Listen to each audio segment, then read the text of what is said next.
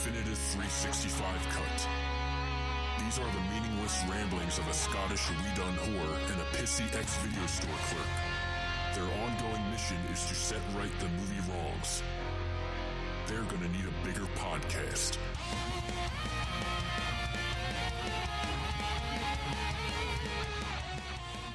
Hello everybody and welcome to the 365 Flicks podcast. We are back, it is Indie Talk. I am Kevin Halden, the pissy ex-video store clerk, and yes, I am here again by myself. Chris, I miss you. Chris and I will be continuing to keep our main show, regular show ongoing and jumping back in the booth pretty soon. I would expect to bring you probably another 5-hour opus, but in the meantime, I've been knocking out some of these indie talks myself, because a lot of people have plenty of time to be talking to us and they have interesting projects to talk about. This is one that I really was looking forward to because this was a indie movie, this was a low-budget indie movie that got sent to me by Dom Lenoir, good friend Dom Lenoir of the show. He was on a while back with Matt Hookings to talk about their movie Winter Ridge, which was doing absolute gangbusters. And me and Dom have been speaking back and forth for a while now. He sent me the movie I Love My Mum, which you would have heard me talking about on the main show. I absolutely adored that film. Probably one of the best British comedies I've watched in years. Just really, really, really good comedy. That's just a fantastic film. And then he sent me this movie, a soundtrack to 16, which again, you would have heard me talking about on the main show. I did it in one of the What Have You Been Watching sections. And this movie is a fantastic, fantastic low-budget British independent coming-of-age sort of high school comedy/drama. Kind of like In Between Us and whatnot, but a little bit more awkward. I genuinely fell in love with this movie. Tons of heart, tons of charm. Really funny, great story, and it absolutely nails that age range on the head. We'll be getting into the interview in a little bit, but I'm going to quickly do some pimpage because I have to let you know where you can find us. So, of course, we are 365 Flicks Podcast. If you are listening to us, you may be listening to us on one of the many, many platforms you can find us. There are the likes of iTunes, Spotify, Libsyn, Stitcher, YouTube. I don't really plug the YouTube that much, but yeah, you can get us on YouTube as well. We're right there. You can get us on all those places. Any other third-party podcasting app that you can find, you will find us on there. If it's any good, we'll be there. Just look for us. And if there is a rating system involved, please do give us a cheeky little rating. It's always nice to write a comment, but do drop us the 5 stars on the 10 out of 10s or whatever the rating is. Please do drop us a high mark. It doesn't really matter to you, but it matters to us. It all helps in the algorithm and it gets us out there a little bit more, so please do that. Yeah, it's awesome when people do that kind of thing. We are on, obviously we have all our social networks, social medias. We have got Facebook, Twitter and Instagram, all of which, if you type in at 365FlixPod, you will find us. Send us a message, I will answer it. If you're an independent filmmaker, if you're somebody trying to get your work out there, you got a project you want to talk about, give me a shout. I love talking to you guys. And you know what? If we're a good match, if we're a good fit, I'll get you on the show. We'll have a good talk about it, and we'll dive into your career, as I like to say. The new phrase is, we may not change your world, but we might make a dent. So yeah, please do that. Just have a listen, shout out, and send us over some stuff. We also have some fantastic homes, some networks, Tangible Network, Wicked Radio Network, nerdly.co.uk. We love to be on there. That's our British home. Pod and Family, hashtag Pod and Family, hashtag BritPod Scene. All those fantastic places. Now, this interview was with Anna and Hilary. Shakespeare, the Shakespear Sisters. I'm not going to sing the song again. I'm really sorry I did that at the end of the last episode. I couldn't help myself. But yeah, Anna and Hilary Shakespeare, the Shakespeare Sisters, directing duo, one writes, one direct. Awesome, amazing women to speak to. I was really chuffed with this interview. The girls were just so great. Loved how they kind of just decided, you know what, let's do it. Let's go and let's just make a movie. I've had a little bit of I'm a bit sick of my uni course. My PhD in astrophysicists. That's a lie. I don't think it was that. But, you know, they just turned around and were like, let's make that movie we've wanted to make since we were kids. So they made a movie, soundtrack to 16, two fantastic leads in there. The rest of the supporting cast is absolutely wonderful. And it's just a really well-written coming-of-age drama. Really does put you right back there. There's a lot of it kind of resonated with me. We are also joined on the chat with Mr. Dom Lenoir, bringing people along with him and everything and jumping on board and helping out as much as they can. Dom as well, you can catch his Make Your Movie webinars. These are absolutely fantastic things. I am going to join the next one, Dom. I know I keep saying that, but I will for the next one 100%. He does them with Giles Alderson. Giles is apparently, hopefully soon going to be coming on the show to talk about his movie Arthur and Merlin, which I'm really looking forward to because I'm a huge fan of the Filmmakers podcast. We've kind of been talking back and forth for years, me and Giles, and it's great to. I mean, we both kind of do a little bit of the same things, but he is a filmmaker in his own right, so. When you listen to his episodes, they're a little bit more in-depth and a little bit more technical. Mine's just a cheeky chat down the pub with your mates, talking about movies. But I do like Giles. I really like Giles, and I love the Filmmakers podcast, so it'll be great to get him on. And two podcasting behemoths sitting across the table, talking like Arthur and Merlin. Not really, it'll be across the Zoom. But for now, with that is an incoming episode. But for now, we are joined by the Shakespeare Sisters, Hilary and Anna, and Dom Lenoir, and we are going to chat about Soundtrack to 16. Please come back on the other side of the chat for some more information on what we've got coming up. But for now, interview in progress. It's just, it always ends up like this, doesn't it? And it's just us, just the two of us embarrassing ourselves. We're 16, it's just sad. You haven't kissed anyone. I've kissed 3 boys. This is our problem. We're just not cool. Or is it? We're just too hot. I'm serious, guys. The alcohol inhibits the chemical in the kidneys that cause the reabsorption of water from the loop of Henle, so that if you drink more, you get more liquid passing through your body, and basically people pee more at parties and stuff. Oh. We are here with the Yeah, he does, yeah. The Shakespeare Sisters, which, you know, try and stop me from singing Stay right now, because that is in my head every time I think of you guys. You guys directed and wrote a movie called Soundtrack to 16, which Dom sent me a little while back. Dom Lenoir is here as well. Sorry about that, Dom. I totally forgot about you for a second.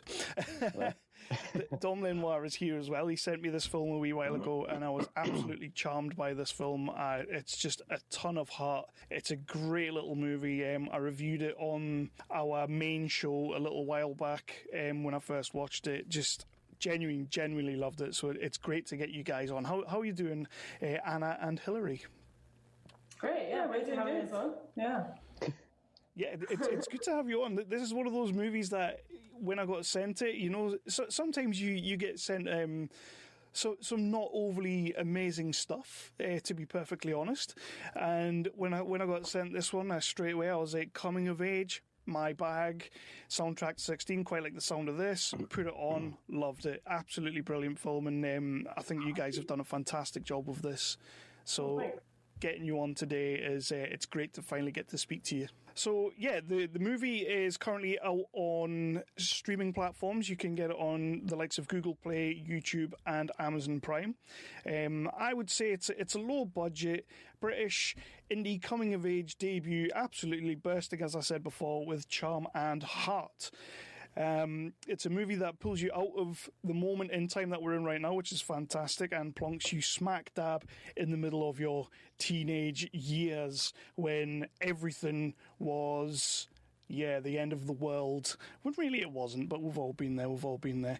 But now it is. It is. It's the apocalypse. It's pretty much the apocalypse right now. Well, that's where I'm going to start, because what I've been doing with the Indie Talks recently, because obviously everything that's going on, the movie industry, every industry really has been hit pretty hard, but the movie industry from what I can tell, has been pretty much bombarded with this thing. So I would like to ask you guys, before we get into the episode, how it's been affecting you guys and sort of your work just now.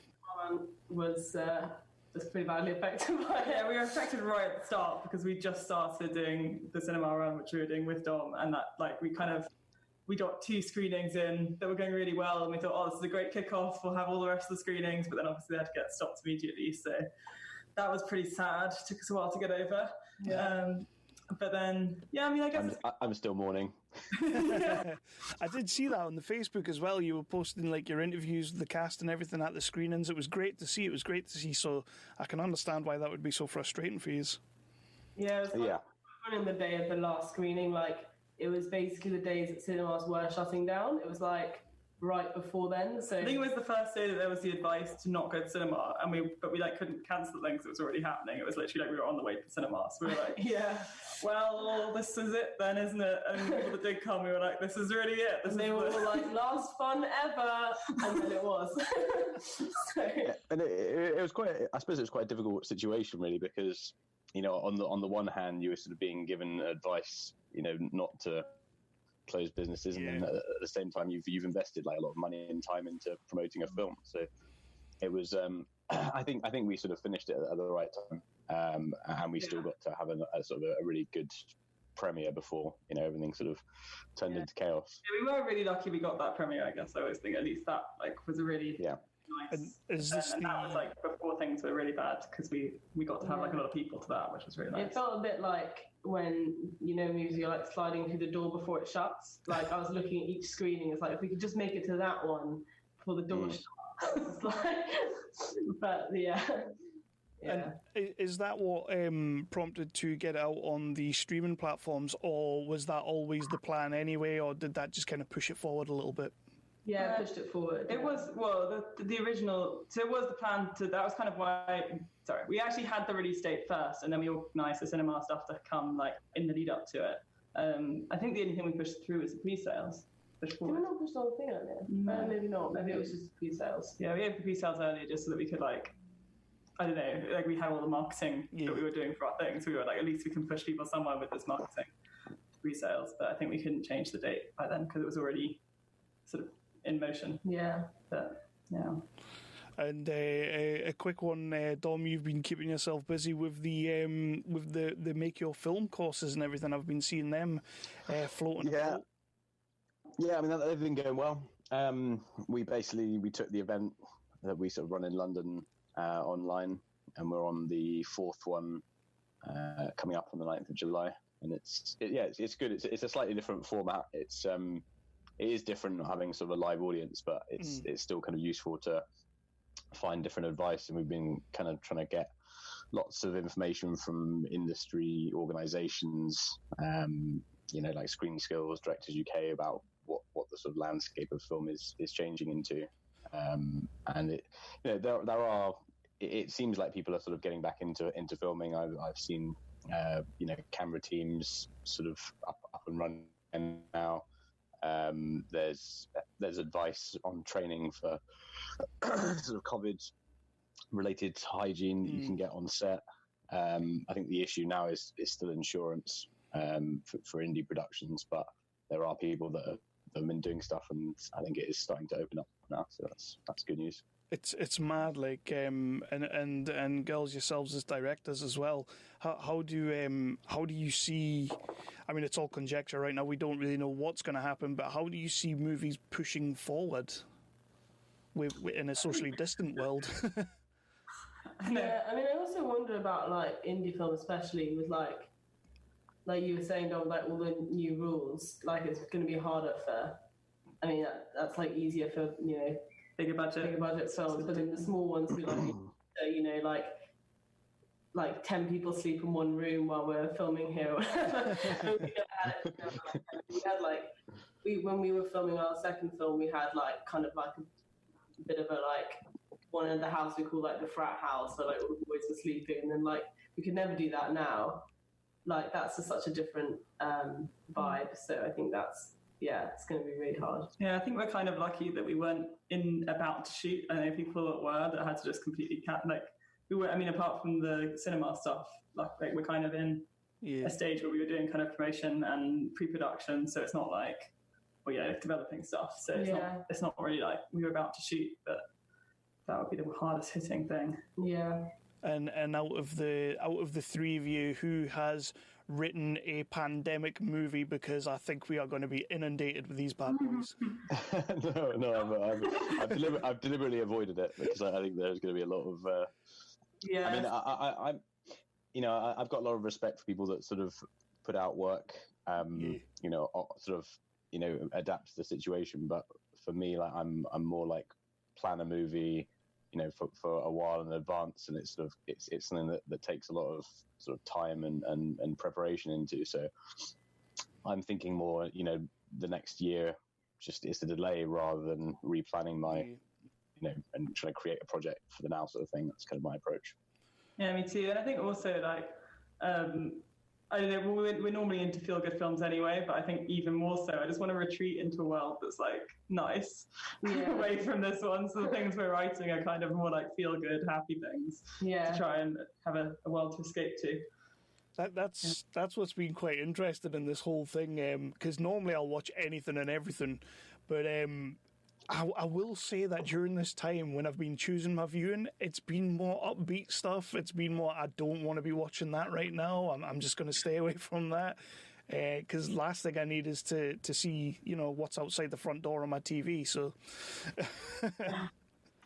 but we will get into soundtrack of 16. But I would quite like to get to know you guys a little bit first, about Anna and Hilary, how you got into this industry and how you came to make your first feature.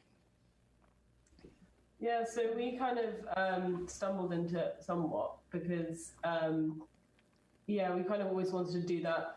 Like, we always wanted to make films together. And it was kind of like we always had this like vague plan of like, at some point we're going to make this company. But when you're younger, it's like hard to separate like fantasy from reality. And there was never like a solid plan. It was just like, this is the fantasy.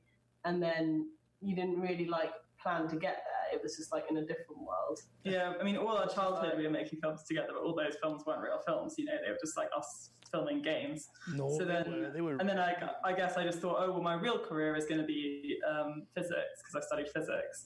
So I just thought, like, obviously that's going to be what I actually do. It just didn't occur to me that I'd actually get to do what I wanted to do, really. And then, I mean, you could write a sci-fi now with a sort of a reasonable. More accuracy. Like, because then Hilary did robotics as well. Everyone's like, maybe like a scary robot scene. Like, no, I hate robots now. I don't hate robots, but I do get easily scared. So I can make a robot film about some happy robots, maybe. But I feel like there's not the demand. Refreshing, actually. Maybe. Maybe there's not the demand. Maybe that's the problem. No one wants to see good robots. That was one of the things that I wouldn't say it tickled me, but it kind of got me thinking when I was reading sort of the press release, and it's like studying to do physics and robotics and everything, and I'm like, well, how do you do that to going to make a coming of age sort of drama about 16-year-olds? Like it's fantastic. It's actually great, to be honest, rather than like a one thing leading to the other. It was sort of I was doing a PhD in robotics at Oxford, where Anna was also doing her undergrad. Wow. At the time. And so then I was kind of like, Anna finished her undergrad and I still hadn't finished my PhD, but my PhD was like really dragged. Like I was really not enjoying it by then. Like I've been doing it for 4 years, and in theory it should have almost been finished. But I just didn't have the passion to do. I feel like a PhD you have to like really, really be like so driven on that one thing, and I kind of slightly fell into the PhD a little bit, and so after doing it for 4 years I just thought like this is going to take me forever to finish. It took you 4 years to realise that. And Anna had finished, and Anna was like, well, she was still thinking about what job she should get, and I kind of thought, well, I don't want to do this, and there weren't that many options, because if I wanted to go into robotics I had to finish my PhD, and I just didn't want to. So I kind of thought, well, let's just try something totally new now. And it was like we already like Soundtrack 16. Like Hilary was. We had shot Soundtrack 16. So like, well, I don't know what you would do. You weren't editing it in the lab, but there was like bits, and she would go into the lab and use the computers to like I don't know. It's like all the printing stuff. Print out all the stuff. So we were already like it was already all like. Yeah, I was spending quite a lot of time while I was doing my PhD working on the post-production of Soundtrack 16 anyway. It was kind of like having an affair film, and then you were like, actually, I like this one more than my marriage. And then that's why it's kind of like one or the other kind of. Because we kind of shot Soundtrack 16 as a bit of an experiment, because that was between my undergrad and my PhD, where I took a year out, and Anna had just finished school before she started her undergrad.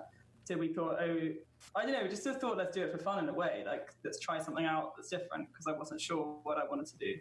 And then we shot it, and then I was trying to do the post-production while the PhD. So I guess it gave a quite obvious alternative to what I should be doing. It's so cool that you jumped in with the feature straight away, though, because it's like most people when they're just trying to see what they can do and have a bit of fun with it, they'll go with a short. You know, was that never sort of in your head? You just thought, you know what, if we're going to do it, it's going to be a feature. Yeah, I kind of think it was because I didn't really know the film industry at all. Like, we weren't in film. We were I was just studying physics and Anna was just finishing school. So I only really knew like the random person on the street's level of film knowledge, really. So I just didn't really know about shorts. So it's like, as well, we've never seen like an indie film to the level that we've seen like an indie film, but we've never seen like, a low budget film before. In my head, the film, it was kind of like binary. I was like, this will come out like most films, which come out like this, like it was kind of, and then, we weren't really thinking about like shorts or, So did you expect it to come out as well as it did? I mean, having never made a film before. Sorry. I guess the confusion would be more like when it was first edited, I didn't really understand the difference between like that and what it become. Yeah, and I saw the assembly cut and was like, oh shit. But now it's so different, because I'd never seen the rough cut of anything before. So I just thought like the rough cut was the final thing, basically, in my head. But that was just dumb. But yeah, now I'm like, oh, okay, this is what we're working with, not like. So how long from original concept to completion did it take? Well, we don't like to put numbers on things. But we'll just say it took a while. Because you're saying you gave up on a. You're saying you gave up on a PhD because it was taking too long, but as I've found in the indie films, especially, it can take a while to get your first one going. Yeah. Whole generations have risen and fallen. Yeah, I mean, it definitely took longer than I would have expected when we started. But yeah, but I think it's an important lesson there, and it doesn't really matter how long it takes. A lot of films take 6 years to get the funding for. Sometimes a film can take quite a long time to get off the ground. It's whether it's enjoyed when it's received, and it's kind of still relevant anyway, sort of despite whatever. Oh, this is mythical figure it was filmed in. This is a definite film that you could watch anytime, really. It is very relevant. It harks back to a time that most people, especially my generation and this generation, can remember going through, so it does speak. Yeah, we're kind of lucky in that we were setting it in the past when we filmed it as well. So in a way, the fact time's kind of gone forward has meant that the time that we were setting it in is even more like in the past. Yeah, I don't know. It's sort of like it was funny because one review was like, "This film is so old they're using brick phones." And it was like, no, it's set in a date where they're using brick phones. Like, we didn't have brick phones when we filmed it. We all had iPhones. So it was like, they're like, no. Why do you think that? But yeah, I think it has kind of at least, I don't know. In a way, we were setting it not like, well, I guess we were setting it when we were kind of 16, and that was in the past then. But now it's even more in the past, and it feels kind of like, in a way, even more nostalgic because of that. So it does have a nice nostalgic element, actually. It does very, very, very of the moment. I do. It's great. So the writing of the characters and the dialogue. Who one of you was more the director and one of you was more the writer? Which one was which? So who kind of worked on the dialogue mostly? So Hilary directed it, and we co-wrote it. But the way we wrote was kind of what we do now as well. It's quite a lot of like walking and talking about what's going to happen, and then kind of like planning it together. And then Hilary would go in, write it, and then we'd both read it, and then we'd go through it, and I'd add lines or edit it. And they just both went through both of us so many times. Like we both agreed on the plot, and we'd like talk through scenes. Yeah. And then mostly like for that one, I wrote it up. Although now we obviously both write things up, but that was because Anna was literally in school. and then we'd like both edit it. Yeah, so. That's incredible as well. You both still really young as well as to be getting your first movie off the ground as well. The reason I ask with the dialogue is, was the inner monologue stuff, I mean, the movie without the inner monologue is not, like, it needs it, but was that always so present? Yeah, but I think some of it wasn't finalised until we had done the edit. So it was like, most of it was though, but there were bits where... Yeah, it was nice that we could edit it. I mean, so we did have pretty much the same in the monologues written when we filmed it, and we read them out to them, which is how they did like the facial expressions, so they do match most of the time. But then occasionally in the edit, we'd like cut things, and it was really good to be able to use the monologues to kind of like tie up those loose ends. You know, we cut the scene, so now no one's going to know this happened. But you can kind of edit and it was nice to be able to edit them, the voiceovers afterwards, to kind of fill the gaps. There was a gap where, like, near the end, where the editor was like, I don't really understand why Ben's pissed off at Maisie. And then I think that's when we added that VO where he's walking through. Because some of the things we just shot nice bits of them walking where we were like, we can use this just in case. And that's when we use that, like, kind of long tracking shot where he's walking, thinking about how he hates Nathan, the love interest. So that was really good to like have them actually. Just like we gave ourselves a bit of like wiggle room there. Awesome. I think that's quite important because in Hollywood, a lot of the time they're just like, yeah, let's cut that scene, and then it doesn't make sense. Yeah, they don't bother. They don't fix it. It's the first thing that draws you out as an audience member. But, I do love the monologue, the inner monologue things, but it's the fact that you guys are coming into your first feature. You're making your first feature with a bunch of, let's be honest, young kids and everything. So then you've got this inner monologue stuff, and they've got to act towards that. And I'm thinking, for your first directorial debut kind of thing, how hard is that to make sure they hit the right notes at the right time? Is kind of why I was asking the question. It's just because it does sink mostly in. I think it's very well done for your first feature. Yeah, we did usually kind of read them out to them, I think, so they were just reacting to it. Although sometimes they just had it in their head. I mean, I guess it depended on the technical bit of how the scene was going.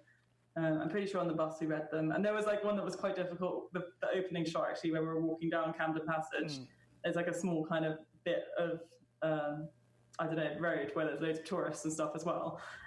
So like not only with the crew all backing up, but there's also someone running along reading the voiceovers so they could do their faces. So it's like, that's great. Indie filmmaking at its best.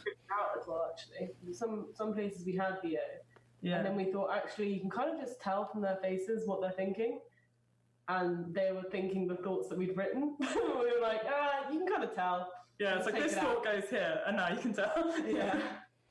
I love the way as well when they're doing the inner monologues, they keep breaking the train of thought as well, which is so cool. You don't always get that. It's always like, usually when you're watching these films, the dialogue's so polished and just moves forward. But like, they're walking along and she sees a dress in the window, or she sees clothes in the window. She's like, I wonder if that would suit me. It's just, typical like 16-year-old mind. It really works. So yeah, big props on that. So we like thoughts, I guess, rather than like those voiceovers of people are like, and then I went to this, like exactly. We've been dancing around it. We've been talking about Soundtrack 16. Can you give our listeners a little rundown of what the film is about? Well, that's our least favorite question because we always ask. And yeah, it's kind of hard to summarize because it's so kind of like about like the mood rather than the like what actually happens. Yeah. But Hilary, would you like to? Did that. I guess it's mainly about being 16, but it's sort of a girl and a boy, and the girl is mostly really stressed about having her first kiss because she feels like she's 16 and it's super embarrassing. She hasn't had it yet, and the boy's just kind of started his A-levels and feels like they're not going as well as he thought they were when he thought he was super clever. So they both have a bit of a life crisis, really, where he thinks, oh no, I'm not as clever as I thought I was. And she's thinking, oh no, I'm not like, I don't know, cool enough to get a boy. So they both try and fix it, but don't succeed very well. It's a funny one because when we reviewed it on the podcast, when I spoke about it, Chris, my co-host, hadn't watched it at the time. And he said to me, he says, so what's it about? Like, what is the main storyline? And I'm like, it's not really about anything, but it's about everything, if you know what I mean. And he was just kind of sat there going, yeah, okay, Kev, whatever. But it's kind of like it's two young people trying to find their way through popularity and love. And we should have made you do it. GCSE. We have to answer that question. and who can't relate to that? You know what I mean? We've all been there. But I think it just captures that moment in time, doesn't it? In the era, and you know what it's like to be that age, and you know the struggles and how things that are so simple now when you sort of are grown up are such a huge challenge when you're sort of learning them for the first time. So hopefully I don't mess these actors' names up, but Ben and Maisie are, for me in this movie, they're two really, really super relatable characters, and you guys have written them perfectly. But how did James Calloway and Scarlett Marshall come onto the project as Ben and Maisie, because they are fantastic? Yeah, I think we just I think we started like auditioning with the monologues actually. So that was the first thing that they read for us. And James read that scene where he's like having his meltdown in assembly. Yeah. So yeah, it's just one long rant basically. Yeah, I think he sent us a tape first actually. And yeah, and then they sent in a tape, and then someone came in. Yeah, I can't really remember them. I mean, we like posted about auditions, and they came to them, and I think they just really stood out. Yeah, because they felt like so right for the characters that. Yeah, and also I guess like with the raging monologue, it's like so much of the scenes in the movie are him having a rage. So it's like if you get that one right, then you can do all the other rages. I think it's also the fact that he's kind of lovable even when he's being really angry. Yeah, that's quite hard. Yeah, because I mean, I think that's what really stood out. How he's got that kind of innocent quality, whereas even when he's being like really unreasonable, you can kind of see that he's quite innocent underneath it. So I still feel affectionate towards him, I guess. Even when he's and I think like. We wanted people that felt that age as well, because they were at the time of shooting they were like 18, I think around 18. So yeah, they're pretty similar to being 16, and they kind of felt that age as well. It was really nice. Gino just has like a kind of like wide-eyed. Sorry, James. He was called Gino, but it's changed. Had this kind of like wide-eyed quality that we felt was really like sweet. And then I think at Scarlett we cast. We auditioned with James. Sorry, once we already cast him, and we felt like she kind of like counterbalanced him quite well, because she's kind of she's less innocent really. She's got kind of more mature, like knowing feel to her, but then she's also Maisie's making these terrible decisions. But I think in a way it's like because of being kind of anxious and overthinking, and she does seem like kind of that earnest, like overthinking everything. Of nerdy girl quality. Yeah, it's quite funny because she does have like sort of an old head quality to her, but then when you have the scene where they're making I think it's invisible soup, you can totally just see the innocence in her, and it's she's fantastic. I thought she was great in this movie. I couldn't rave about her enough. Yeah, she's great. Yeah, I agree. Yeah, we are really lucky with them. So on that, who's Maisie based on? I remember yeah, I mean, they're both based a little bit. I mean, I feel like maybe more me than you, but we always based on a true story. Just because you write what you know when you're making your first kind of feature and everything like that, and it was kind of like one of these girls, Maisie's based on one of these women. It's so I mean, it's more me, I would say. Yeah, but then it's also got bits of like our friends and it's kind of a mixture, like her whole thing of like leaving her friendship group, and that I don't think we ever did that. No, yeah, I mean, was most kind of more of the... based on friends of ours that we kind of saw that go wrong for, and like, you know, and especially like because we did go to a girls' school, so that bit's kind of based on. I mean, it was definitely me that hadn't had my first kiss embarrassingly late, so I was really stressed. I mean, the two main storylines, Maisie's me and Ben's Anna, in that sense, that I was really worried about having my first kiss, and Anna was really worried about her A-levels. Yeah. So those are kind of like the things we remembered being most stressed about at those ages. So that's kind of like our main plot lines coming from our main stress from then. Yeah.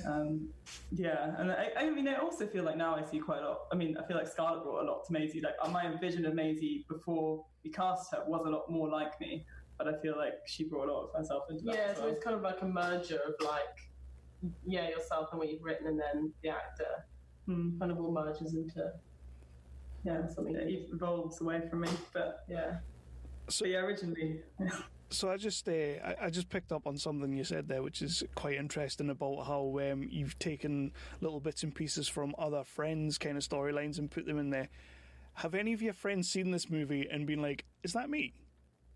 Yeah, one of my friends, literally the one played by Jamal, who's like the kind of nerdiest one, who's like really angry at people talking in the library and stuff. Like, we just gave him lines that literally my friend was saying at the time, but I just found them so funny. I was like, I'll just write that down, put it in the script. Yeah, he loves it. It's his favourite line. Yeah. So it's like, that's my line. And it's like, could the people with no ambition please move to the end of the table? Yeah.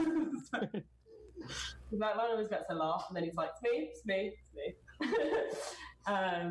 But yeah, I think kind of some little things as well, like the friend writing writing her number. Oh yeah, my best friend had her first kiss before I did, and actually that story kind of was the same one that the girl tells on the phone, because she had it at this party that I wasn't invited to, and then she got with this guy who passed out, and she wrote her number on a napkin.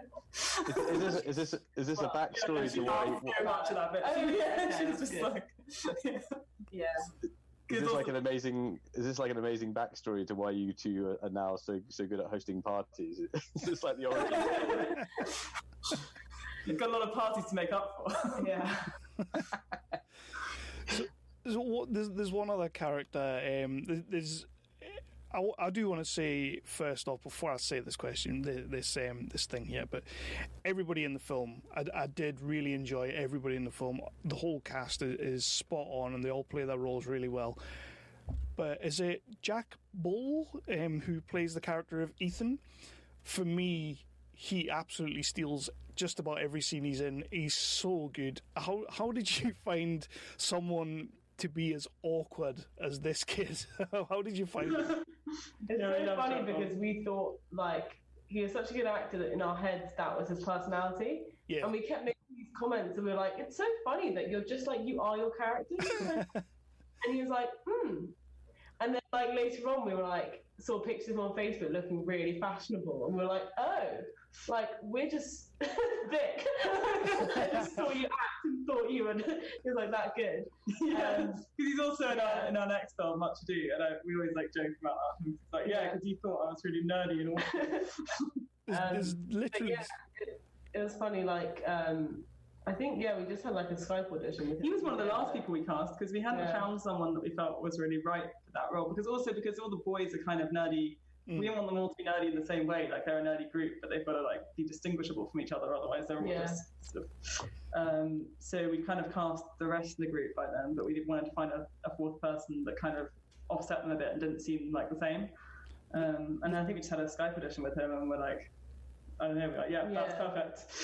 There's literally thinking like we couldn't find anyone that we thought was like right for it, and then we're thinking like, should we just merge his role into Jamal's and just give Jamal his lines? And we were like trying to work out a way because we just couldn't find someone, and then we found him. It was like, no, this actually really works. No work as before. They had really good chemistry as well. I remember they made like a good group of friends. Yeah. There's a very sort of in-between-us quality to them. Like, they just seem to have great chemistry together.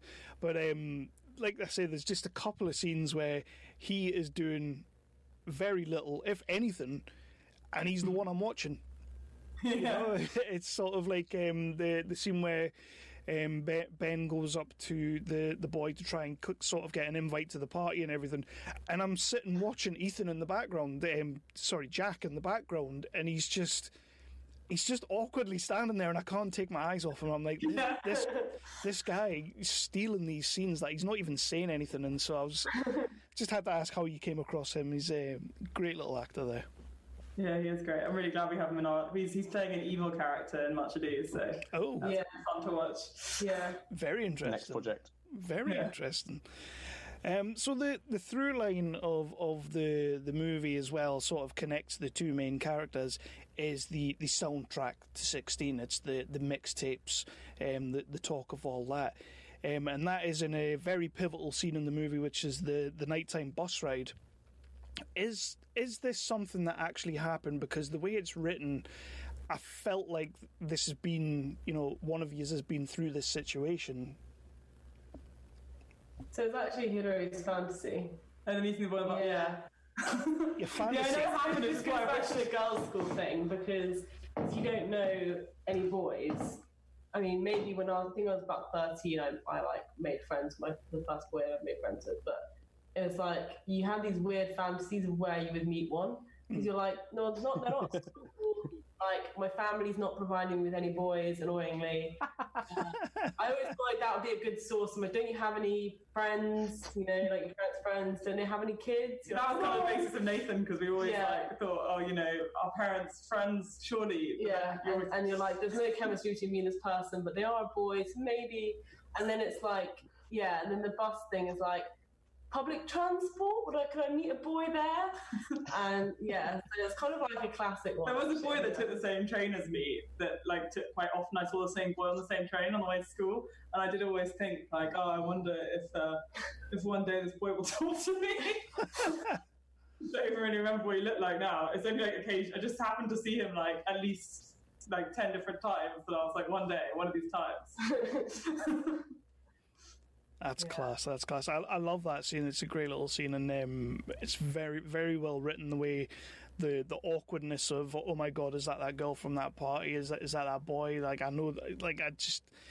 I feel like when people see the movie and when people watch the movie, they're gonna relate to that scene a lot. So I kind of just wanted to know where that came from.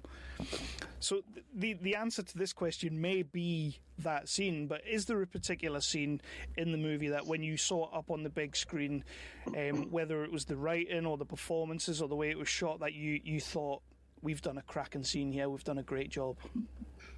Just something you were really proud of? I guess when you see anything with an audience, it feels way better. Especially comedy, I feel like it can, when it's just you watching it, it feels a lot drier. I mean, we like the film more now, having seen an audience. It's almost like I kind of needed someone else to be I don't know, it's like that thing of if someone else likes something, then you think, oh, maybe that's good. I really enjoyed the montage because it kind of the score is very cinematic, and it kind of, I think it was at that point I sort of realized, oh, this is actually a pretty good film. This is quite good for a first film. It's quite a high production level movie. It's quite well done. It's actually a film rather than a sort of student film. So that was one of my for that reason I quite enjoyed that. I think the biggest turnaround probably would be the bus scene for me because and Hilary had to edit that as well. In our minds, it was such a difficult scene because it was the filming was really difficult. That was filmed it from sun down to sun up. Everyone was feeling, especially the DP, he was on that wobbly bus. It was kind of a car sickness vibe to the whole shoot. It was quite can we get through this night vibe. And then we didn't have a clapboard or anything because we wanted to be subtle on the bus. So editing was a nightmare. We also didn't have synced sound. So I was literally just trying to sync up people's mouths. And because we didn't even have camera sound. So it was just I just had such a nightmare trying to edit it. And also the sound was terrible, so we had to ADR it. And everything about that scene was a nightmare. So then I guess every time we got to the bus scene, we were we can't watch the scene, just fast forward. And then so it's funny when people are oh, my favourite scene is the bus scene, because I always associate it with, like, oh my god, that scene was a nightmare, it's a nightmare. But it was like, if you haven't gone through all that, you could enjoy it. But yeah, that's the one where I thought, like, I was so stressed about it as well, because I think when it's like you're writing as well, you're just worried about things being too long all the time. And that's such a long scene. Yeah, I was always thinking, should it be shorter? Should it be shorter? And like, yeah. I think that's why it's such a good scene, though. Is it kind of like the monologue in that scene kind of sums up the mindset of that age, like the fact that he sits next, they sit next to each other, but then they don't know what to say to each other, and there's that kind of like neuroticism that I think inhabits that mindset that is so immediately identifiable to that kind of age range, that it kind of it's a very like, if you could sum up the film in a scene, it's kind of quite a good one for that, I think, for the narration side. I do have one slight gripe with the scene. What's the beef with Blazing Squad? Oh, I don't know. That was just that music. It was just one of the most embarrassing songs I could find on my iPod. What's something that's embarrassing? Because I remember that was a thing that people always used to do. They'd like look through your iPod and judge it. Around that time, and I was always really stressed about certain things, like. But I wanted to have them on my iPod so I could listen to them. But I was always nervous about when, like, it was a big decision, like, what overweighs the embarrassment or, like, the... yeah, I did like that Blazing Squad song, actually. It is pretty good. Let's reverse it, There's nothing wrong with Blazing Squad. I'll back them to the hilt. I'm abstaining from this. So on that, the movie's set in the noughties, and we have a little bit of noughties music, sort of talking about obviously talking about Blazing Squad, talking about the iPods. But am I right in saying that none of the music in the movie is actually from the noughties, or it's all quite new music? Because I didn't really recognise anything. So how did you come across that? How did you choose what to have in the movie for your score and for your music? So soundtrack-wise, we kind of assumed, but I think correctly, that we wouldn't be able to afford the rights to any of those songs that we actually... we had a playlist that kind of inspired the film from all those naughty songs, but we were like, there's no way we're getting the rights to these songs with this budget of film. So we just tried to find like unsigned bands that had similar sounds to the songs that we'd liked in the noughties. So all the bands we found, we kind of asked people to get in touch with us that were unsigned, and we trawled through loads of unsigned bands and just tried to find the ones that really reminded us of that vibe. Yeah. So, and especially some of those kind of angsty scenes as well. We wanted some kind of teenage angst. So some of those bands really fit that as well. No, I feel like those bands now as well. It's like sometimes I hear those songs and I think they're famous because I've heard them so much. No, that's the thing as well. The music in the film that you have, it all fits. Everything does fit, and it all does work. And I noticed on the website for the movie, you actually have a playlist as well on there. Is that all the songs from the movie? Yeah. Yeah, those are the ones. Yeah, I think it's the ones that are on SoundCloud. Some of them aren't, but it's easy to embed a SoundCloud playlist. But yeah. Yeah, and the score, I'd also want to mention Savage and Spice because we love them. They're our composers. So. Yeah. And actually, Don was talking about that montage. I remember when they composed that, we always send the notes back, and instead of sending them notes, Anna just we just sent them a video of Anna clapping. It was like a Citizen Kane, just yeah, because it was that was spot on, that montage thing. Yeah. So the movie, you've made the movie and everything, and it's all doing well. Am I right in saying that you took it to the London Independent Film Festival for a big premiere showing there? That must have been awesome for you guys. Yeah, that was really cool. Yeah, that was the first time we'd ever I was gonna say seen anyone else see it. It was the first time we ever showed it to anyone. So it was really scary. I remember I was really. We were kind of we were I don't know. I guess when we made it our premiere. We kind of had a big thing for it, and I remember just being oh god, what if no one comes and it's going to be so stressful? And then loads of people came, so it was good because we marketed it really hard. And the festival was really cool, but it was. I just remember everyone kind of talking to me on the day, and I was in such a daze. I feel like it's all being wiped from memory because I was so stressed. Yeah, it's funny because I think now actually, like when we did the cinema run, like I felt way more relaxed because I felt like, I don't know, because it was the first time you ever showing it to people there, it was the feeling of like, it was all up for grabs, like when people so would say it was good or bad. It was like, would people like it? Would people come? What would it be like? Like afterwards as well. And I guess, and then doing the cinema stuff with Dom, it just felt so much more, like we know. I think I just felt more confident once we got started. At least you kind of even know what it's like to do a Q&A, because it was also the first time we'd done a Q&A or anything. Yeah, we were very awkward. Like my friend was like, next time you do that, just try and like hate yourself a bit less. So I'm like, okay, good advice. I can't imagine doing that kind of thing. It's I mean, we do these podcasts and we speak to guys like yourself, but if somebody actually asked me to sit down and do a Q&A, I could never do it. I could never do that. But I mean, when I first started doing it, on Winter Ridge, it was like I'd never ever done that, any kind of public speaking or anything. And then I sort of did that, and then I did a film course, and it was like, it is a sort of a trial by fire, but you just become desensitized to it after a while. Now you're the pro. It takes a while. It does take a while. Am I? It's good to know. So on that, the movie started hitting the cinemas. You went to the Independent Film Festival. You've had a small cinema run before the pandemic hit and everything. Dom, how did you come into the film, and what was your involvement, and how did you find it? If I remember, I think I went to one of those. I'm not gonna say the venue or the networking event, because it will be a scathing review. But there was a very loud networking event that I attended for probably about 15 minutes, because it was just everyone getting drunk and you can't really hear each other. But I think I spoke to Hilary and Anna there, and I think they'd come to the Winter Ridge run, or they'd heard about the Winter Ridge run, and they sort of mentioned that they were interested in doing something similar for their film.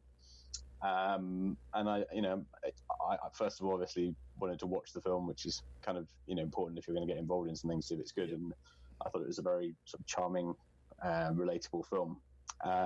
And yeah, I mean, I think doing the previous sort of runs that I'd done by that point, it was you learn sort of how to deal with cinemas, and that it is actually quite possible to get independent films into the cinemas if you sort of go through the right channels, and it's much easier once you sort of established connections, and it's a fun thing to do, and Q&As are great, and I think it boosts the profile of the film, so kind of all spun from that. It's so impossible to do a cinema thing for an indie film, and then we just thought you'd done it, so we were like, well, someone knows.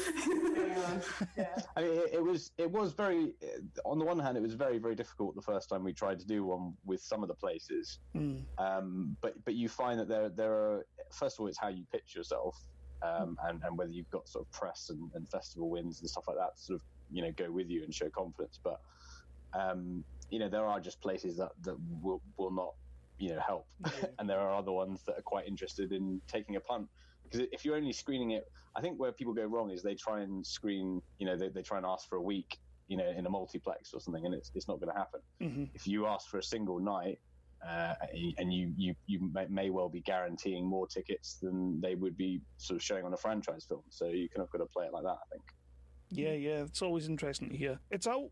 It's hitting the streaming. It's hopefully it's doing well, and we're going to try and push it a little bit more. And I think it's a fantastic little film. I really want everybody to check it out, which is why I wanted to speak to you guys, and I'm happy you've come on. Dom, I do apologise for taking my time and sorting it out. We've had a bit of a hectic time over the last couple of weeks. Obviously, everybody's sitting at home, so they want to talk. But what are you guys all working on now? What's coming next? I know we've kind of hinted on Much Ado. Is it called? Is this the next feature? Much Ado is almost finished, really. So we're just doing the last bits of post-production, kind of putting in the soundtrack. Which is also a feature film about, it's kind of similar vibe in that it's kind of coming of age, and kind of like rom-com, but also Shakespeare. So I think it's kind of a mesh of, it's kind of a mesh of Soundtrack 16 and Much Ado About Nothing in a way. It is an adaptation of Much Ado About Nothing. Yeah, it's an adaptation of Much Ado About Nothing. So it's like, it's with the Shakespearean dialogue, but it's like a teen movie as well. So it kind of meshed the two styles. And we're working on the post-production for that now.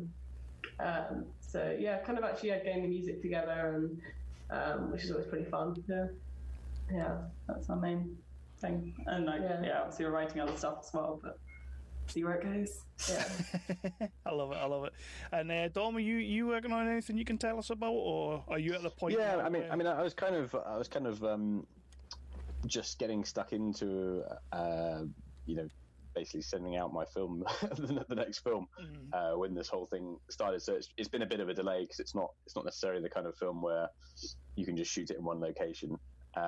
So that's sort of pretty much just about getting into the point where I can, jump back into that. There's a couple of other projects that I was sort of joined to produce internationally that are kind of, again, just about sort of starting to resume again. So I'm kind of doing that, and then developing a project for TV as well, doing some development while there's time. Awesome. So I'll tell you what I'm going to do. I'm not going to take up much more of your time because you guys have been so generous with it so far. I'm really glad to have had you on to talk about Soundtrack to 16. I think the film, it's going to find its audience. It really will, and I want people to find it and enjoy it because, like I say, we get sent quite a lot right now. That sometimes you put it on and within 5-10 minutes you're just like, I don't know if this is for me. And when I got when I got Soundtrack to 16 and I put that on, I was hooked straight away. Just the main characters, Scarlett Marshall and sorry, I've totally forgotten his name there. James Calloway. Yeah, the two of them absolutely just, they kind of steal your heart from the first minute. And I think that's a testament to you guys. It's your first feature film. I think the writing is really good. It's incredible writing in this movie, and you've really hit the nail on the head with the time that you're trying to do. And yeah, it's a movie that in about a year's time, maybe 2 years, I have a 12-year-old daughter, and I will 100% be getting her to watch it. Because as much as I would love to show her it now, because I tell you what, she's a very, very sensitive girl, and I think this movie would do wonders for her. There's a couple of scenes I'm not sure I would like her to see. There's a bit of swearing, yes. Yeah, but when she's ready, I'm 100% going to be showing her it, because I think this is the sort of film that kids that age especially, it's important they should see it. It's fantastic. Well, thank you. So the last thing I want to do is, would you guys like to tell people where they can find yourselves or on the social media, or where they can find the film, and how you'd sell it to them? With your social media. So on Instagram, we're at Shakespeare Sisters Film. On Twitter, we're the same, but it's spelled like Shakespeare Sisters with an X. Oh, it's just Shakespeare Sisters, not film. Oh, is it? Oh, yeah, we're just Shakespeare Sisters. But yeah, and also at Soundtrack to 1616 for Twitter. And on Facebook with Soundtrack 16, I guess. Yeah, just Soundtrack 16. Well, hang on, Shakespeare is that different to? Shakespeare. It's just because the number of characters you're allowed. Okay, right, okay. It's one of the ways Shakespeare spelled his name sometimes. Oh, okay. Yeah. Interesting fact. And our pitch would be, gotta go and see the film. if you've watched the whole podcast, then I feel like it's been pitched quite a bit. Yeah, then but yeah, it's on iTunes and Amazon and Google Play and YouTube and stuff like that. Sky Store. Yeah, that's where to find it. That's to go find it. And we will be trying to promote it as well. It keeps popping up on my Facebook as a sponsored ad, which is always so cool to see when a film that you genuinely enjoyed, especially at this level as well, is popping up on your Facebook every 10 minutes. I love it. It's it's great. It's great. I want people to find it, and we'll push it as much as possible. And Dom, do you want to give people a shout out where they can find yourself and what you've got? Yeah, just Dom Lenoir on Instagram, Facebook, Twitter. Might be directed on somewhere. And then Make Your Film, if you want to follow the sort of webinar we're doing, which has always got sort of great guests and information of how to practically make stuff. And also follow the Filmmakers podcast, because that's another good resource. Definitely. And follow these guys as well. 365. Make Your Film is a really cool event. If anyone hasn't seen it, recommend. 100%. So yeah, we're gonna push everything, and we're gonna try and keep you guys going. Like I said at the very start, we probably won't change your world, but we'll try and make a dent. That's my new sign off, Dom. Ladies, I thoroughly enjoyed the movie, and for your first feature, it's a fantastic feature, and I really want people to find it, and we are going to try and push it as much as humanly possible. Thank you so much. It's really happy. It's a great film. It's a great film, and honestly, just keep pushing forward for your first movie, for your first feature. Brilliant. Yeah, it's really nice to chat to you. Yeah, it's really fun. Cheers, dude. Forgive the interruption, but I believe this requires your attention. If you ever believed Captain America was on the U.S. Olympic soccer team. If you ever thought that the Winter Soldier was that brace yourselves guy on the internet. And if you ever wondered just what would a raccoon do with a machine gun. Then don't let another week pass you by without tuning into Mighty Marvel Geeks. Mighty Marvel Geeks is your show about all things Marvel. With news, rumors, commentary, and interviews. As well as our weekly recommendations on what to pick up on New Comic Book Day. Official consulting hours are between 8 and 5 every other Thursday. That's Mighty Marvel Geeks on WeebieGeeks.net, iTunes, Stitcher, Google Play, and anywhere else you listen to podcasts. I genuinely loved that chat. They were so cool. We've been going down a bit of a whole route of getting stunt coordinators on. We've had a military advisor on. Spoilers, that episode's coming soon. A lot of directors have been getting in touch. A lot of producers we've been speaking to, actors. It's all fantastic. I love speaking to all these people. But this was a nice sort of really down-to-earth chat with two women who came out the gate with their first debut feature film and absolutely smashed it in my eyes. I want people to check out the Amazon, the Google Play, the iTunes, the YouTube. I want people to get this movie. Go and buy it. Give it a watch. I think you'll enjoy it. It's of its time, and it really kind of puts you in a headspace that some of us could really do with round about now. And if you're somebody who's going through SATs or exams or anything like that, this movie's for you. Give it a watch. It's not the end of the world, basically. So yeah, please do check that film out. Some other stuff we've got coming up, though. Michael Elkin, Break, a movie that I've been keeping an eye on that I absolutely can't wait for you to hear this interview. We have been chatting about it. I can't wait to see the movie. It looks great. It got put back because of the whole COVID pandemic thing, which has just been a shitter, but things seem to be picking up again, so that's all good. Michael will be on. That is a fantastic chat. I really enjoyed that one as well. We have Paul Biddis coming up, who is a military advisor to some of the biggest movies and TV shows out there. Basically, if you've watched something that has war scenes in it and it was as real as balls, Paul probably was the guy behind it, the military advisor behind it. TV shows like Strike Back, Peterloo, War and Peace on the BBC, he's done all those kind of shows. Gangs of London, obviously. Movies like 1917, Transformers The Last Night. This guy's resume speaks for itself. He's an absolute belter, and I did really enjoy talking to him. Different aspect military advising, so that was cool. And we've got a couple of other episodes coming up, but you know what? I'm not really gonna go too much into them right now because, yeah, we've got a nice little surprise coming up. Yeah. You'll get that one soon. I can't wait for that one. And obviously, Giles, mentioned it at the start of the show, we will be having Giles on soon to talk about Arthur and Merlin and his movie, The Dare, as well, which I haven't seen because it doesn't come out over here till like October. Giles, pull your finger out, just release that movie over here now. I really want to see it. Please. But yeah, he's coming on to talk of Arthur and Merlin. But this was the Shakespeare Sisters. This was Hilary and Anna. Absolutely adored this episode. These women are going to go far. I can't wait to see what they do next with Much Ado. Soundtrack to 16, please do purchase it and give it a watch. You will not regret it.